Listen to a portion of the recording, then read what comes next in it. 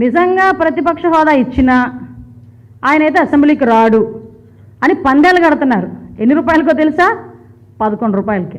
రఘురామకృష్ణరాజు గారు కనుక deputy speaker ఇచ్చి, ఆల్రెడీ స్పీకర్గా అయ్యన్ పాత్ర గారు ఉన్నారు, మళ్ళీ ఇప్పుడు రఘురామకృష్ణరాజు గారు కనుక డిప్యూటీ స్పీకర్ అయిన తర్వాత నిజంగా ప్రతిపక్ష హోదా ఇచ్చినా ఆయనైతే అసెంబ్లీకి రాడు అని పందేలు కడుతున్నారు. ఎన్ని రూపాయలకో తెలుసా? 11 రూపాయలకి. అంతేనండి, అర్థం చేసుకోండి.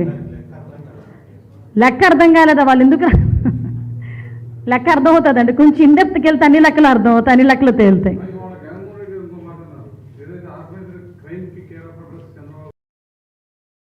దీన్నే అంటారనమాట, దొంగడు పరిగెడుతూ దొంగ దొంగ దొంగ దొంగ అంటుంటాడట. ఆయనే పెద్ద దొంగ, అందరిని చూసిన అందరినీ దొంగ దొంగ అని అడుగుతుంటాడు అనమాట. ఆర్గనైజ్డ్ క్రైమ్లో ఎలా చేయాలి అన్నది సిద్ధహస్తుడు జగన్మోహన్ రెడ్డి.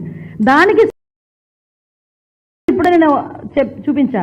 వివేకానంద రెడ్డి గారి హత్య దగ్గర నుంచి మొదలు పెట్టుకుంటే ఆర్గనైజ్డ్ క్రైమ్ అన్నది ఎలా ఉంటుందో